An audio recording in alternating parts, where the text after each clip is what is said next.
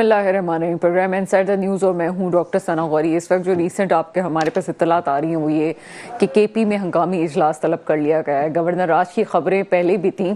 कल एहसन इकबाल साहब एक जगह फरमा रहे थे कि जो शराइत थी, जो चीज़ें पूरी होनी थी कि जिसकी अगेंस्ट ये कहा जा सकता है कि गवर्नर राज केपी में कायम हो, तो एमरजेंसी की सूरत हाल वाली तमाम कैफियत को ये इस वक्त जो है अमीन अली गंडापुर साहब पूरा कर चुके हैं। और केपी अपने इंतजामिया को संभालने में ना सिर्फ नाकाम रही है बल्कि केपी ने 2 दफ़ा यहाँ पे वफाक पे चढ़ाई भी की है। जिस तरह से लॉ एंड ऑर्डर की सिचुएशन है उसमें कुरम का हाल और रिसेंट होने वाला एक वाकया जिसमें कई अफराद की जानें गई हैं, उसके साथ साथ इस वक्त जो लाहौर में हम दूसरी जगह पे हम चीज़ें देख रहे थे कि वहाँ पे जब इस्लामाबाद में चढ़ाई वाली बात आती है तो हमें लाहौर से, पंजाब से वो इतनी तादाद लोगों की नज़र नहीं आती जिस तरह से केपी में आ रही है। एक और बाज़गश्त इस बात की थी कि पहले इस बात को सिर्फ एक जमात तक महदूद किया जा रहा था, लेकिन शरपसंद नासिर ये भी कहते हैं कि एक और दफ़ा वो सूरत हाल पैदा हो सकती है कि जिसमें लिसानी फसादात वाली बात आए और लोगों के दिलों में ये बात हो कि जनाब एक सूबा सबकत ले जा रहा है तो दूसरा उसको नफ़ी कर रहा है। बात करते हैं जनाब, मेरे साथ इस वक्त मौजूद हैं lieutenant general retired Moinuddin Haider साहब। आप साबिक गवर्नर सिंध है।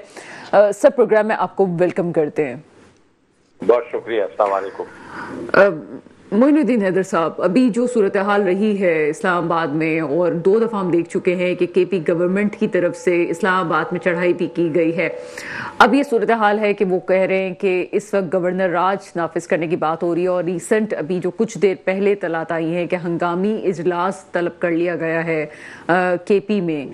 क्या समझते हैं गवर्नर राज के हवाले से, किस तरह से लेते हैं इस बात को? मेरे ख्याल से मुनासिब नहीं होगा कि ऐसा कोई कदम जल्दी में उठाया जाए।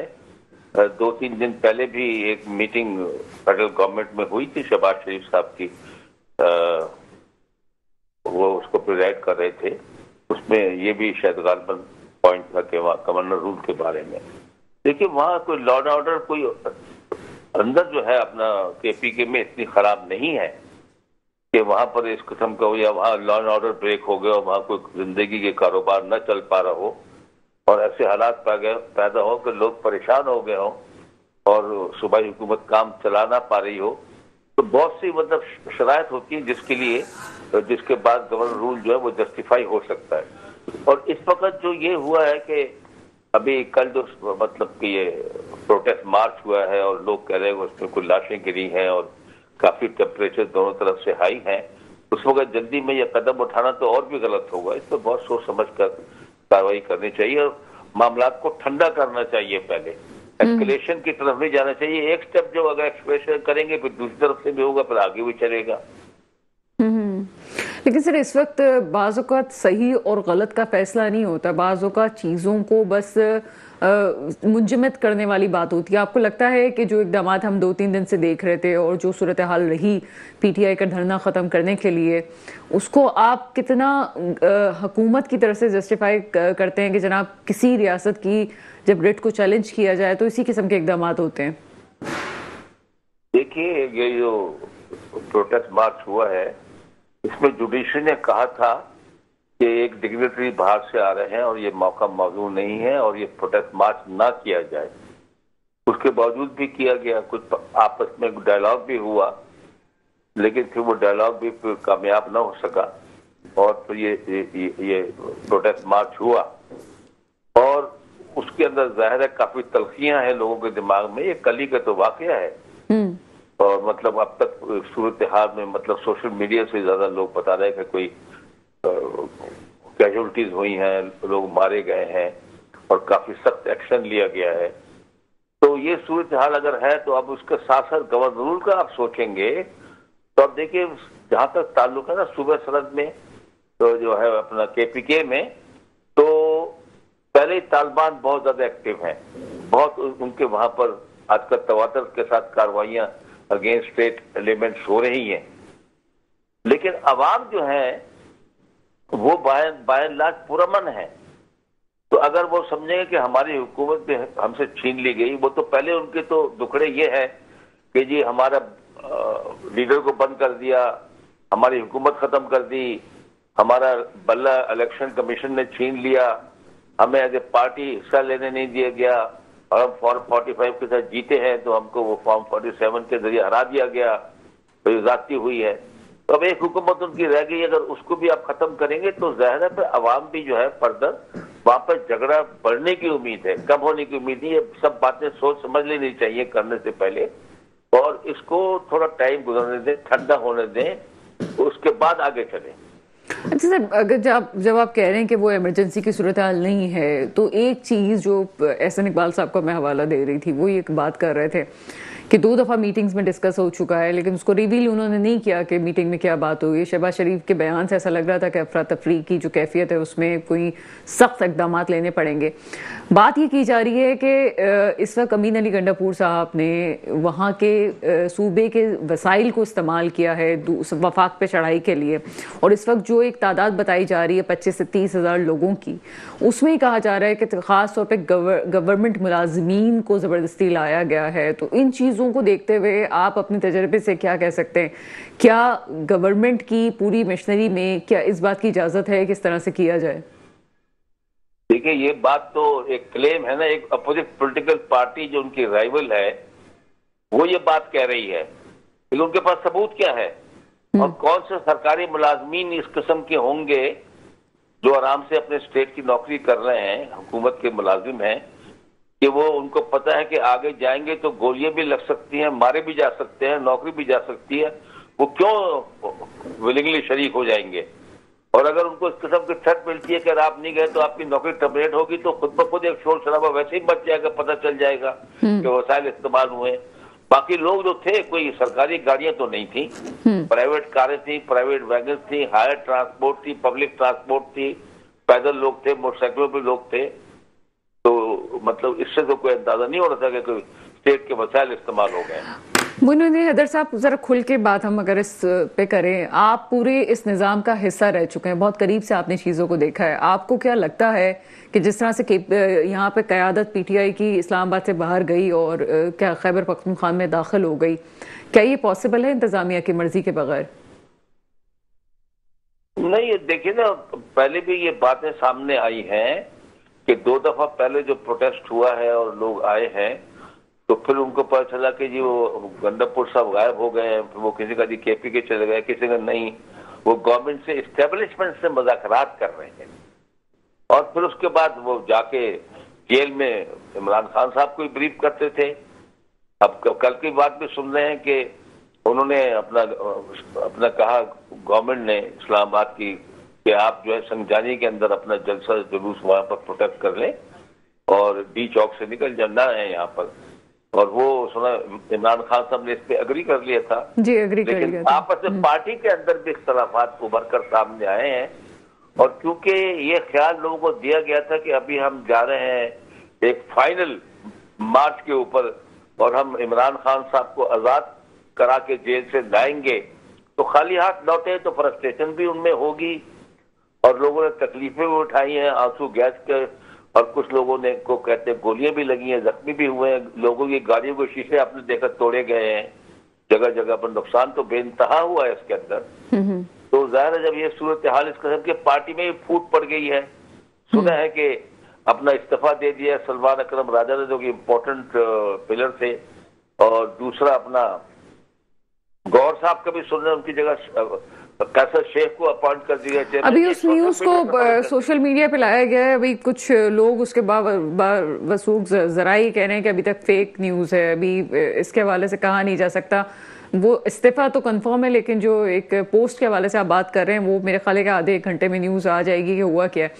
सर, एक और चीज आपने ये बात तो क्लियर है ना कि कुछ पार्टी के लोग थे वो प्रोटेस्ट के हक में नहीं थे इस वक्त, वो डी चौक जाने के हक में नहीं थे।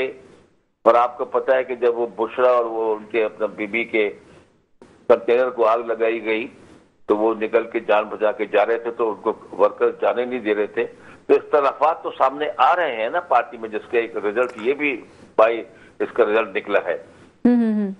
पार्टी के इख्तलाफात तो सर सामने ही है, क्योंकि जिस तरह से सुप्रीम क़यादत पीटीआई की बुशरा बीबी को कहा जा रहा है, ज़राए मजाक हुकूमत की तरफ से किया जा रहा है, ये भी एक सोचने की बात है। मुझे तो अफसोस इस बात पे है कि आवाम की जानों का अफसोस हो रहा है और जो कुछ हो रहा है उसमें सिर्फ मुखालिफिन को रगड़ा लगाना ज़रूरी नहीं है, मामले की बारीकी को समझना भी ज़रूरी है। मैं ये बात इसलिए कह रही हूँ सर कि आपने बलूचिस्तान के मामला को बड़े गौर से देखा है, वहाँ पे लोगों के दिलों में किसी एक जुबान के लिए नफरत, मोहब्बत, सब चीज़ों को आपने तारीखी तौर पे देखा है।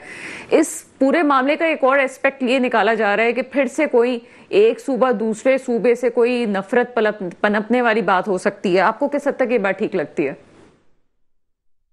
जी हाँ, मतलब कि इस वक्त चूंकि वो कन्फाइंड है अपना पीटीआई टू इस सूबे में, और लोग कहते हैं कि पंजाब से जहां पर लोगों ने बेइंतहा वोट डाले थे एक फेसलेस पार्टी को जो कि इमरान खान की पार्टी थी, तो लेकिन वो लोग निकले नहीं है।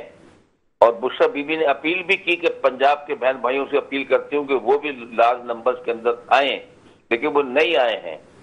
तो लेकिन उससे यह अंदाजा नहीं लगा सकता कि इससे नफरत पैदा हो जाएगी और आपस में कुछ झगड़ा शुरू हो जाएगा इस बात के ऊपर, इसको लसानी को रंग दें। लेकिन ये बात और है, इसको इस सिचुएशन को अगर बहुत सोच समझ के हैंडल ना किया गया तो लोग जो प्रोटेस्ट में फेल हुए हैं वो गलत रास्ते पे भी जा सकते हैं, वो टेररिस्ट के हत्थे भी चढ़ सकते हैं, उनके जत्थे भी शामिल में हो सकते हैं। ये खतरा बाहर हाल मौजूद है। सर, सारी सिचुएशन में माजी में आप बड़े बड़े फैसलों में शामिल रहे हैं, ऑपरेशंस में भी शामिल रहे हैं। मैं अगर आपके ऊपर बात रख के कहूँ कि अगर आप इस सिचुएशन में होते तो आप क्या समझते हैं कि जिस तरह से ऑपरेशन किया गया वो जस्टिफाई है, या पार्टी की स्ट्रेटजीज जो हैं वो उस लिहाज से नहीं होनी चाहिए थी जो थी? अगर वो चाहते तो किसी एक सेफ मकाम पे भी धरना करके जो अपना प्रोटेस्ट रिकॉर्ड करवा सकते थे। ये दोनों सूरत हाल में जो गवर्नमेंट का रोल है वो क्या होना चाहिए था? जी हाँ, दोनों तरफ से गलतियां हैं, दोनों तरफ से जो है वो अपनी जो है पोजीशन से बिल्कुल भी जो है हटने की नहीं दिखाते, लचक नहीं दिखा रहे थे दोनों साइड। लेकिन अभी तो पता नहीं चल रहा है, लेकिन अगर एक सूचना सामने आती है कि कितनी मॉर्टेलिटीज हुई हैं, कितने लोग मारे गए हैं, तो उससे अंदाजा होगा कि ये अच्छा एक्शन नहीं हुआ कि लॉ इन्फोर्सिंग एजेंसीज ने अपने ही लोगों को, काफियों को, मतलब कि वो अपनी जान खो बैठे या जख्मी ऐसे हुए हैं कि क्रिटिकली इंजर्ड हैं, तो जाहिर है उसका अच्छा असरात लॉन्ग टर्म में नहीं निकलते, खराब ही निकलते। दूसरी बात ये भी हमें सोचनी चाहिए, कोई पार्टी पाकिस्तान की जो है वो ताकत के जरिए से, गोली के इस्तेमाल से, इस किस्म के हथकंडों से खत्म नहीं की जा सकती। आपको पता है ज़िया लोग सामने जान तोड़ कोशिश की, कोड़े भी मारे, सब कुछ किया पीपल पार्टी को खत्म करने के लिए, पीपल पार्टी खत्म नहीं हुई। तो ये पार्टियां तो इलेक्शन में हराकर, इनको अपने अच्छे प्रोग्राम देकर, अपना कोई अच्छा काम दिखाकर ही इनको डिफीट किया जा सकता है, वैसे खत्म नहीं किया जा सकता। वैसे खत्म नहीं किया जा सकता, यानी कि आप ये कहना चाह रहे हैं कि तमाम चीज़ों को स्ट्रेटजी सोचना चाहिए। मुझे हैरत इस बात पे है कि ठीक है, लॉ एंड फोर्सेस के एजेंसीज का जो काम था वो एक तरफ किया गया है, दूसरी तरफ हम ये देख रहे हैं कि जो मौजूदा हुकूमत है वो इस बात पे खुश है कि जनाब ये सब कुछ हुआ और धरना ख़त्म हो गया। क्या जो पाकिस्तान की तारीख रही है उसमें हमने अनप्रेडिक्टेबल सूरत हाल देखी है, जो हुकूमत में आज होता है कल नहीं होता। क्या उन्हें खुद इस बात से खौफ नहीं खाना चाहिए कि जो कुछ हो रहा है वो भी एक प्री प्लान तो हो सकती है, तमाम चीज़ें जो उनके लिए भी खतरनाक हो सकती हैं? बिल्कुल, ये जो सारे कवानीन बन रहे हैं और जो 26वीं अमेंडमेंट आई है, तो जाहिर है कि इस वक्त तो इससे हुकूमत बहुत कुछ समझ रहे हो कि हमको फायदा पहुंचना है, लेकिन कल को जाहिर है पावर में हमेशा तो नहीं रह सकते, तो दूसरे लोग आएंगे तो फिर ये हो सकता है कि उनके गले का फंदा ही बन जाए ये इस किस्म के जो वो स्टेप्स उठा रहे हैं। जी हाँ, इसका हमेशा खतरा तो रहा है, इसलिए अपने लोगों के साथ अफवाह व तफहीम से चलना चाहिए, इंसाफ से चलना चाहिए और मसलों को कोई अपना खूबसूरती से हल करना चाहिए और बिल्कुल आखिरी वक्त में मैक्सिमम फोर्स इस्तेमाल करनी नहीं चाहिए। सर, एक और सवाल आपसे कि यहाँ पे बानी पीटीआई की रिहाई की बात हो रही थी, तो रिहाई जाहिर सी बात है मुमकिन है, इस तरह से नहीं है कि थ्रू आउट प्रोसीजर के थ्रू ही मुमकिन है, लेकिन कोई बड़ा मुकदमा है भी नहीं कि जिसमें रिहाई मुमकिन ना हो। ये डूएबल तो चीज़ है अगर इस पे को कंसीडर अगर हुकूमत करना चाहे, क्योंकि माजी में मुकदमात भी ख़त्म हुए, रिहाइयाँ भी हुई हैं। तो आप क्या समझते हैं कि इस मामले में किस हद तक लचक होनी चाहिए, मौजूदा हुकूमत की या फैसला साजों की? देखिए, इस मुल्क में बहुत एग्जाम्पल्स हैं। शेख मुजीब का है, भुट्टो साहब का है, गिरफ्तार किया, छोड़ा, ये किया, सबके हैं। तो इसमें कोई शक नहीं। कल तक तो एक आदमी हमारा वजीर आजम है, सब उसके हुक्म पे, फौज भी उसके ताबे है, बाकी लॉ इन्फोर्सिंग भी और सारी ब्यूरोक्रेसी भी। और अचानक वो हटता है, हुकूमत से हटाते हैं तो उस पर 200 या 175 केस बन जाए, छोटे बड़े, खत्म ही नहीं हो रहे केस, एक के बाद एक। और बाकी तोशाखाना है, ये वो, बहुत लोग इसमें इन्वॉल्व हैं। नैब के बड़े बड़े केसेस लोगों ऊपर रहे हैं और वो आजाद फिर रहे, बड़े बड़े ओहदों पर बैठे हुए हैं। तो क्या नहीं हो सकता अगर किए जाए तो। जाहिर है कि उनको नजरबंदी भी की जा सकती है उनके बनी गला के अंदर, और भी इस किस्म की बातें की जा सकती हैं। पर एक हद तक ही आदमी को, मतलब अपोजिशन को या किसी लीडर को दबाना चाहिए, क्योंकि कल को आपको पता है कि वो वापस उसने आजाद तो हो जाना है और फिर मतलब के हो सकता है पावर में भी आ जाए, अवाम की ताकत से, अवाम के वोट से, अगर हालात ऐसे पैदा हो जाए तो। सर, उनकी दो और मांगे हैं कि 26वीं आईनी तरमीम के हवाले से, और एक उनकी मांग है जनाब के उनका जो मैंडेट है वो वापस किया जाए। इन दोनों को अगर मैं फिर वो लफ्ज़ इस्तेमाल करूंगी, कितना डुएबल लगता है? क्या 26वीं आईनी तरमीम पे अब कोई बात हो सकती है, या अगर मैंडेट वापस करने की बात हो और इंक्वायरीज की बात हो तो उसमें फिर पाकिस्तान में गवर्नमेंट की क्या सूरत हाल होगी? ये चीज़ें होते हुए नज़र तो नहीं आ रही। तो क्या फिर वो जो डिमांड्स हैं उनकी वो ऐसी नहीं है कि पूरी हो सके? देखिए, ये जो बात है ना उनके इस वक्त के केसेस सुप्रीम कोर्ट में भी गए हैं कि हमारे जो सीटें हैं हमको रिस्टोर की जाए, कुछ उसके ऊपर बेंच भी बने, काजी फारिग से सब उन केसेस को सुन भी रहे थे, कोई फैसला नहीं हुआ। इलेक्शन कमीशन ने कोई फैसले देने थे, नहीं किए। तो अब एक हुकूमत जो है जिस तरीके से भी बनी है, चाहे गलत बनी हो चाहे सही बन गई है, और लोगों के ख्याल में तो सही नहीं बनी है, लेकिन वो हुकूमत अभी वक्त बैठी हुई है। कौन इस किस्म में कंसेशन देगा कि हाँ भाई फॉर्म 47 वाले जो है वो वापस आ जाएं और उनको सब सीटें दे दी जाएं, उन्हीं की असेंबली में एक्सेस हो जाए, और फिर वो अपने लीडर को बाल निकाल उनको अपना वज़ीर-ए-आज़म चुन लें, और बाकी जो निज़ाम इस वक्त चल रहा है इस सबको लपेट दिया जाए। तो थोड़ी बहुत जो स्टेबिलिटी फाइनेंशियल आनी शुरू हुई है मुल्क में, या स्टॉक एक्सचेंज में जो नजर आ रहा है,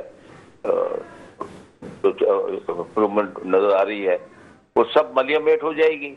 और ये मतलब डुएबल नजर नहीं आता। इसका बेस्ट तरीका यह है कि इंतजार करें, हुकूमत जिस तरह चल रही है। और दूसरी बात है 26वीं तरमीम जो है ना, इसके लिए आप असेंबली में आए, असेंबली में करें बातचीत इसकी, और अपने मतलब अगर मौका आता है, हो सकता है जिस तरीके से हालात चल रहे हो मिड टर्म इलेक्शन की तरफ चले जाएं, प्री मैच्योर इलेक्शन हो जाएं, तो आपको मौका मिल जाएगा। अपनी पार्टी को ऑर्गेनाइज करें, अपने लोगों को ग्रूम करें।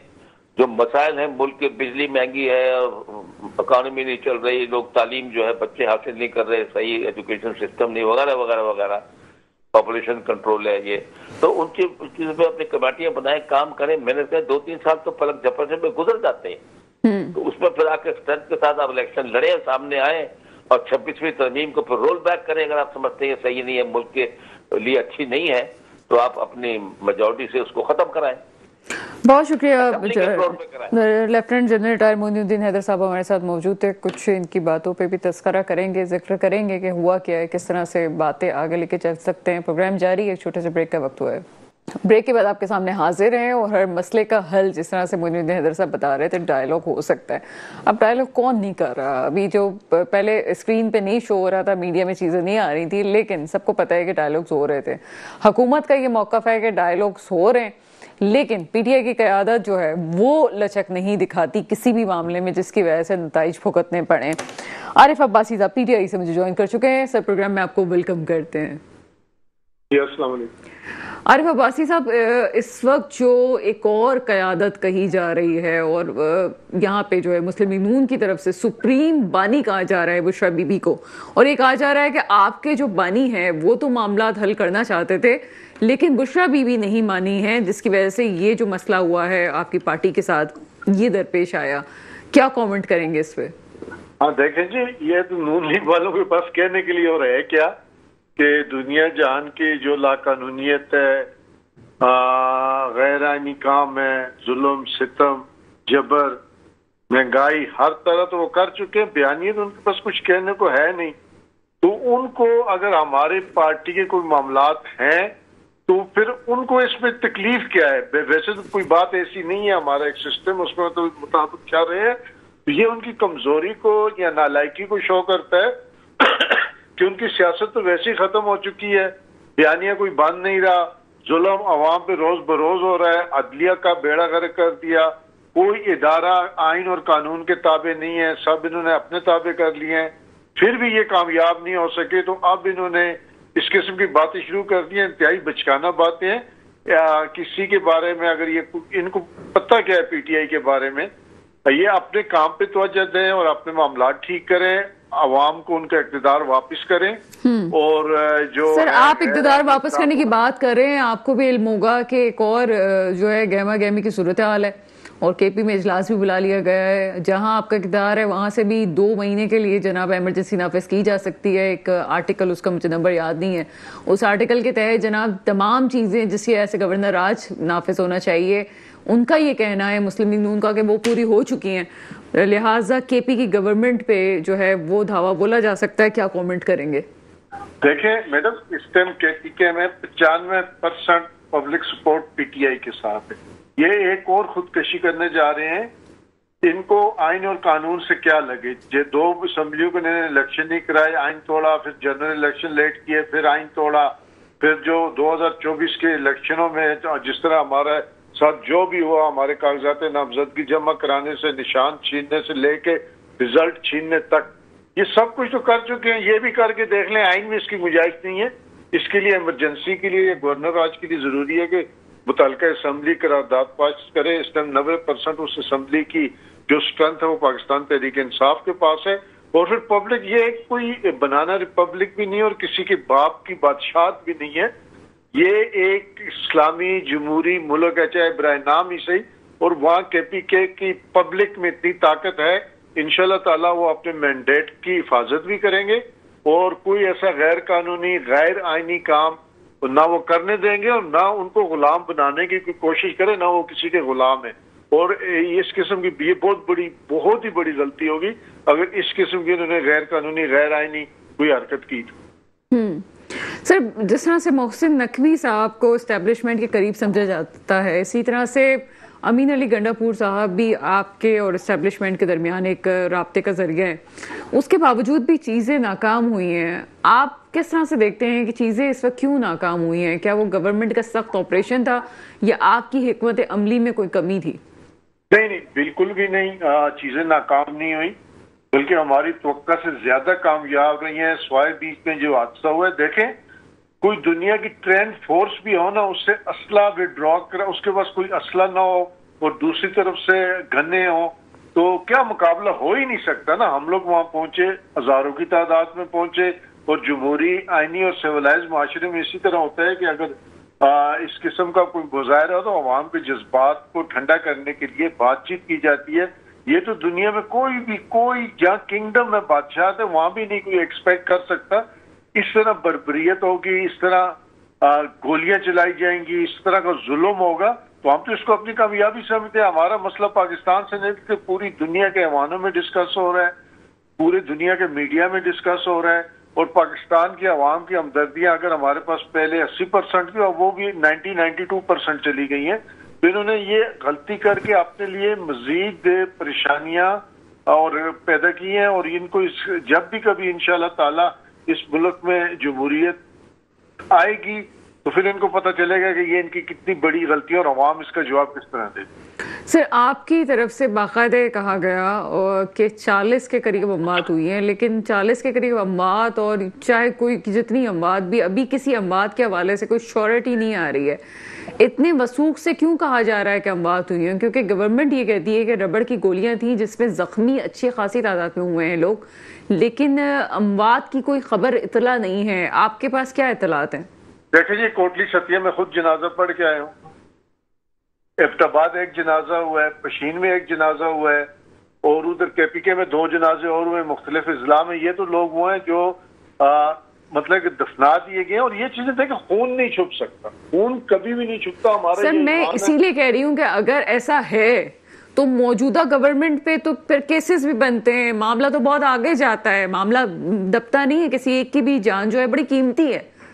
तो हाउ इट्स पॉसिबल कि उसको छुपाया जा रहा है या इतने सामने नहीं आ रहा कि जनाब बमबाद भी हुई है? नहीं, देखिए कोशिश तो ये कर रहे हैं हॉस्पिटल में, आप लोग हमसे बेहतर जानते हैं, मीडिया के लोग। आज क्या हुआ मतीउल्लाह जान के साथ, बहुत सारे लोग हैं जो सबूत के सामने लाए हैं, फायरिंग की वीडियो भी आपके सामने है, एक सरकारी अफसर इस्तीफा दे गया और वो विटनेस है कि मैंने खुद देखी है फायरिंग। और देखिए हाँ, ये हजारों लोगों के अभी बहुत सारी चीजें सामने आएंगी, बहुत सारे सबूत सामने आएंगे और खून खुद बोलेगा। ये हॉस्पिटल के पैरामेडिकल स्टाफ, ये डॉक्टर, ये सारे खुद बोलेंगे, ये खून कभी नहीं छुपता। और जो जुल्म हुआ है इंशाल्लाह ताला वो सामने भी आएगा और उसका जवाब भी लिया जाएगा अल्लाह पाक ने खैर की। अच्छा आरिफ अब्बासी साहब, मैं आपसे पर्सनल ये बात पूछना चाहती हूँ, क्या आपकी पार्टी को जब ऑफर हुई थी कि आप डी चौक पे ना जाएं, पीछे किसी जगह आप धरना दे दें, आपको क्या लगता है कि उस बात को किस हद तक मानना चाहिए था ताकि आपका धरना जो है ये वाली सूरत हाल ना होती जो है, क्योंकि मना किया गया था डी चौक पे जाने से? नहीं, जैसे ये आइन में कहीं लिखा है कि आप डी चौक पाकिस्तान का हिस्सा नहीं है और कोई शहरी वहां डी चौक पे नहीं जा सकता? देखें मेरी बात सुने, इस किस्म की हरकतें और इस किस्म के हरबे इनको मजीद मुश्किलात की तरफ लेके जा रहे हैं। हम तो अपने आइन और कानून के अंदर रहते हुए पाकिस्तान के किसी हिस्से में भी आइनी तौर पे मुजाहरा करने पे पाबंदी नहीं है। आइन ने हर पाकिस्तानी शहरी को पाकिस्तान में हर जगह असेंबली का, अपने बोलने का, एक्सप्रेशन का, हर चीज का हक दिया है। वो हक हमने आइन में रहते हुए, कानून में रहते हुए इस्तेमाल किया। आरिफ अब्बासी साहब, आप मुझे सुन सकते हैं? जी जी, मैं आपको जी जी। अच्छा चलें ठीक है, मामला एक तरफ है। इस वक्त हमने तकरीबन हमारे अंदाजे के मुताबिक जो ऑफिशियल इत्तलात नहीं है, 25,000 के करीब लोग मौजूद थे वहाँ पे, जिसमें ज़्यादातर क्राउड तकरीबन केपी का ही था।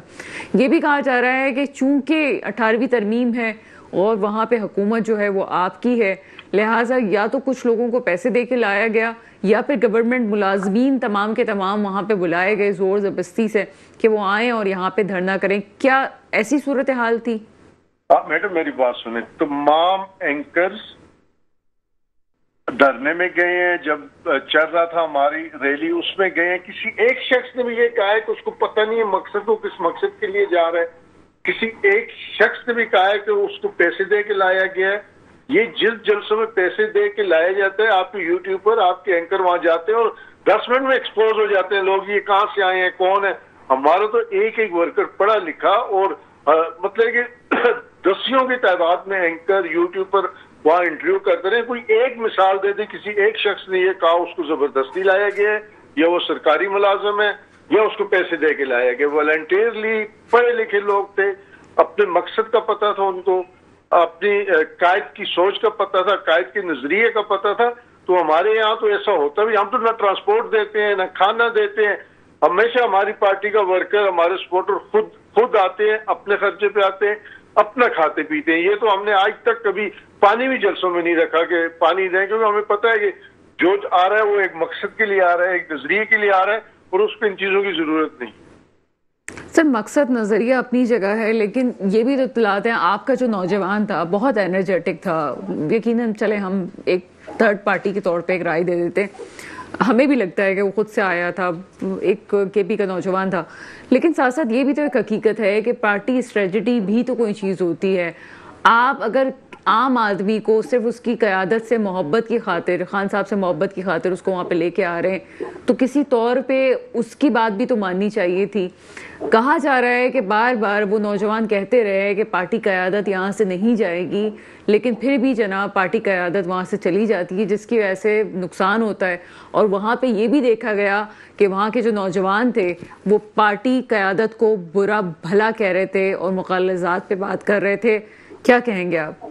नहीं देखें, उस टाइम जो इमरजेंसी वहाँ 11 बजे के बाद हुई है ना, एक तो लाइटें बंद कर दी गई, दूसरा हमारे जनरेटर में किसी ने पानी डाला, जो भी किया, हमारा कम्युनिकेशन सिस्टम खत्म हो गया। हमारा जो वो बाद में इन्होंने जला भी दिया, जो हमारा वो था स्टेज बना हुआ था ट्रक पे, तो उसमें चूंकि कम्युनिकेशन खत्म कर दी गई, राब्ता खत्म कर दिया गया, तो वर्कर का हक है, वर्कर बिल्कुल उसको गुस्सा भी आता है, जो इतने दूर दूर से आए हो, अपने खर्चे पे आए हो, तो उनको जहाँ कहीं कोई कमी कुताही या कमजोरी लीडरशिप की लगती है तो हम खुद लीडरशिप पे तनकीद करते हैं, और इसको कोई कभी हमारी पार्टी में बुरा नहीं समझा गया।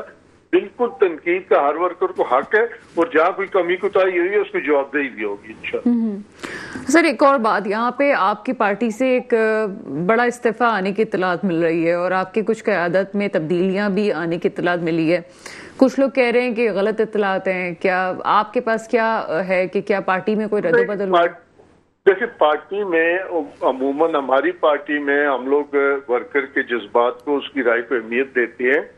अगर वर्कर की कोई ऐसी राय है कि पार्टी की आदत में किसी लेवल पे तहसील से लेके मरकज तक कोई तब्दीलियां करनी होंगी तो इसमें कोई बड़ी बात नहीं है। ना आज तक कोई पार्टी की तब्दीली से फर्क पड़े और न पड़ेगा। लोग खान के साथ हैं, किसी शख्सियत के साथ नहीं है।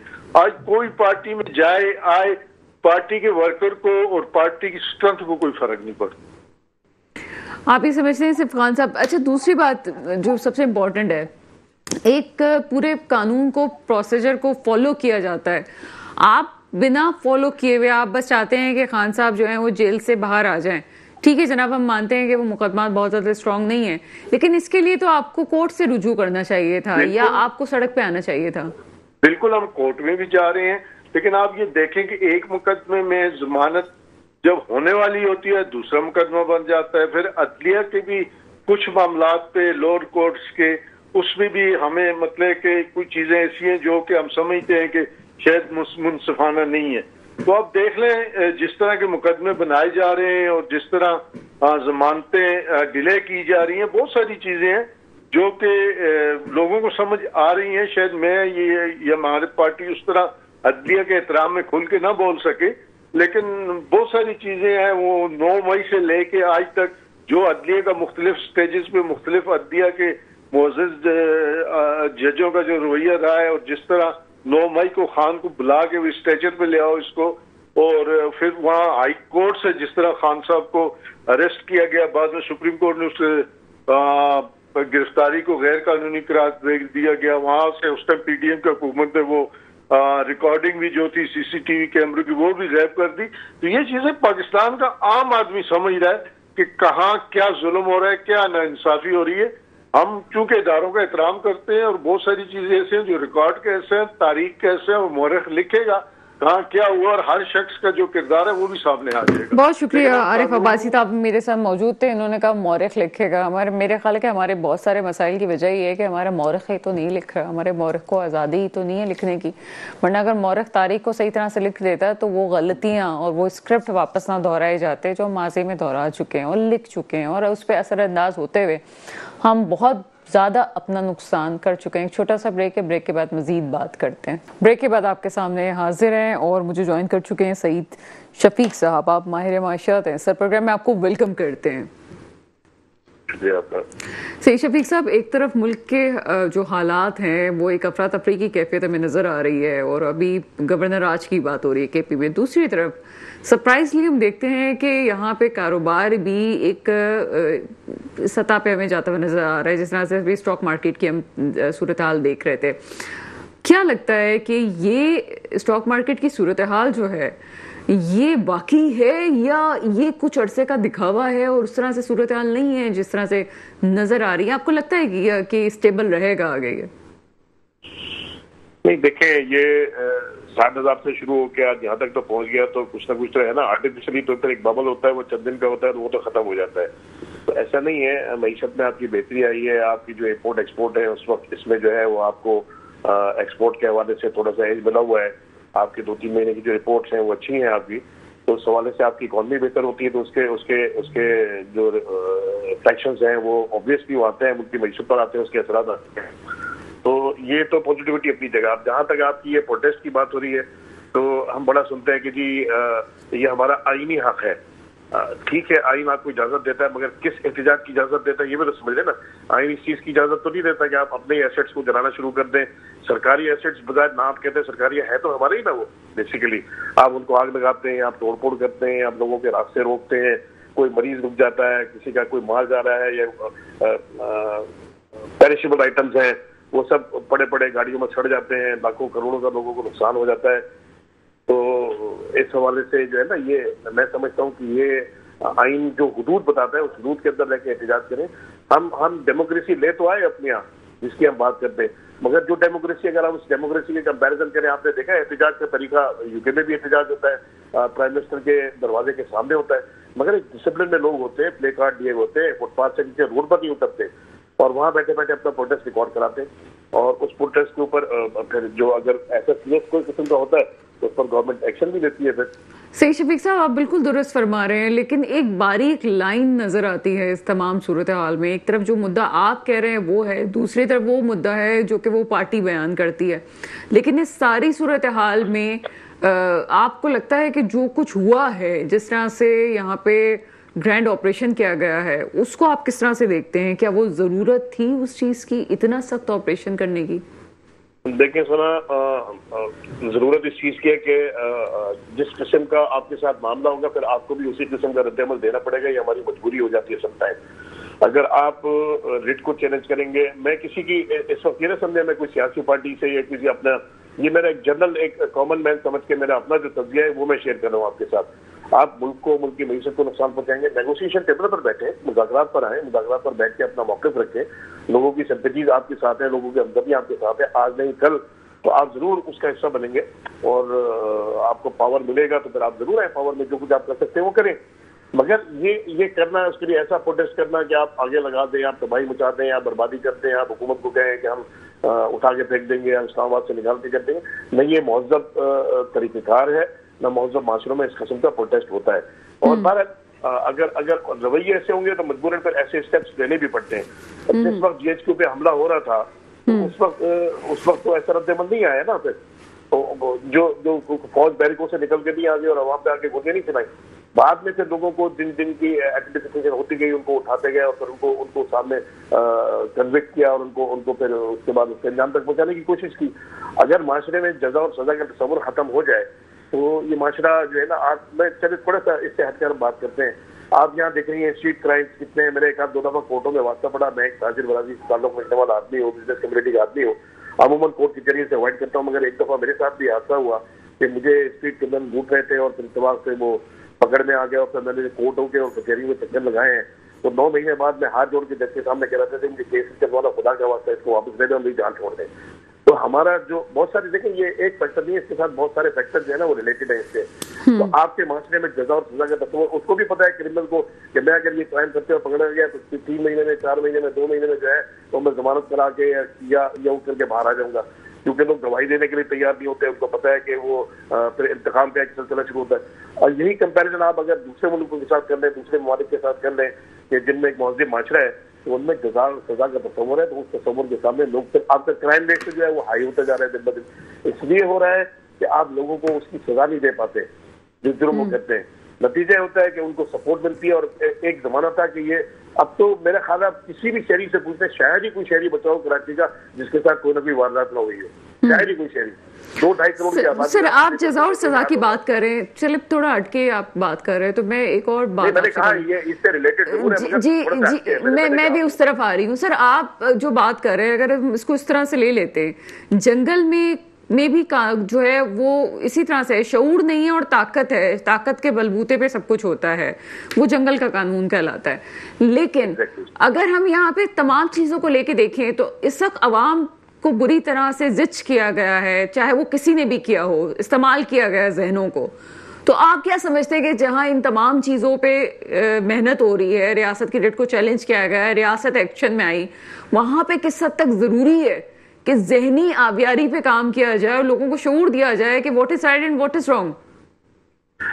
देखिए सना, बहुत अच्छी बात कर रही हैं आप। मेरी इत्तेफाक से मैं एक जुमले में आपसे ये इस बात का जवाब दूंगा। किसी से मेरी 2-4 दिन पहले बात रही, जिसने कहा तालीम तो बहुत है, लोग मास्टर्स किए हुए हैं और बैचलर्स हैं और सब कुछ है, मगर तरबियत नहीं है। उस तालीम का क्या फायदा जिसमें तरबियत ना हो? आप जाके आप भी पत्थर मारने शुरू करते हैं रोड पे, तो उस तालीम का क्या फायदा जो आपने हासिल की? तो आपका एक डिसेंट भी होना चाहिए ना प्रोटेस्ट का। आप जरूर करें प्रोटेस्ट, कॉन्स्टिट्यूशनल कोई बाइंडिंग नहीं है आपके ऊपर कि आप प्रोटेस्ट ना करें, आप जरूर करें, एहतजाज करें, आपका हक है। मगर एहतजाज करने का भी तो तरीका है ना।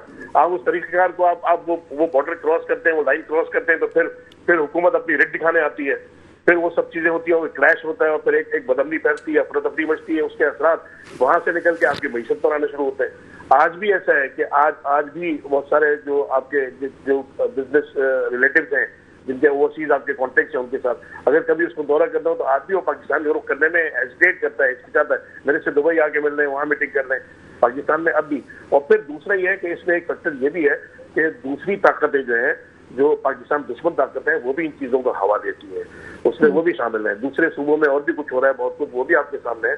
तो ऐसे देखें, वर्ल्ड में वॉर का ट्रेंड जो है ना, वो अब बिल्कुल मुख्तलिफ हो गया है। दुनिया में अब वो जंगें जो तोपे और खड़ी करके और बंदूकें एक दूसरे के सामने लड़के खड़ी करके और लड़ाइयाँ होती थी, अब वो पैटर्न चेंज होकर वो इकोनॉमिकल वॉर जो है ना, माशी वॉर, वो उस पर चला गया कि आपको माशी तौर पर इतना कमजोर कर दें कि आपको घुटनों को बिठा के और आपको शिकस्त दे दें।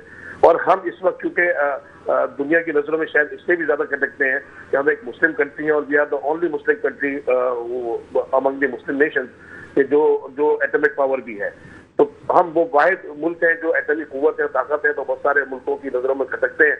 और वो हमारे देखें सीपैक के ऊपर एक रेजिस्टेंस आ रही है, वो आप देख रही हैं, उसमें किन लोगों के हाथ हैं, किन कंट्रीज के हाथ हैं, वो भी आपको नजर आ रहे हैं। बहुत शुक्रिया सईद शफीक साहब, माहिर माशियात मेरे साथ मौजूद थे। बहुत सारी प्लानिंग्स है, मनसूबाबंदी, आलमी ताकतें भी इन सब चीज़ों में इन्वॉल्व है। मुझे अफसोस इस बात पे होता है कि हमें क्यों नहीं समझ में आ रहा है, एक बारीक सी लाइन है चीज़ों को ठीक करने में, गलत करने में, बाज़ों का ठीक के चक्कर में हमें कंप्रोमाइज़ भी करने होते हैं। और इस वक्त सूरत हाल ये है कि कंप्रोमाइज़ की तरफ भी जाना ज़रूरी है दोनों पार्टीज़ को। हकीम मोहम्मद सईद शहीद कर दिया गया उन्हें, वो कौम के एक सरमाया थे। उनकी एक बात मुझे इस वक्त याद आ गई जब यहाँ पे सईद शफीक साहब बात कर रहे थे, तालीम और तरबियत। पहले वो कहते थे तरबियत, शायद हमारे यहाँ तरबियत की पहले ज़रूरत पड़ गई है। डिग्रियां बहुत हैं, तालीम बहुत है। मेरे मुल्क पे वो हुक्मरान आए जो वाकई मेरे मुल्क के मुस्तकबिल की हिफाजत करें। इसके साथ ही प्रोग्राम का वक्त ख़त्म होता है, मुझे इजाज़त दीजिएगा। खुदा हाफिज़।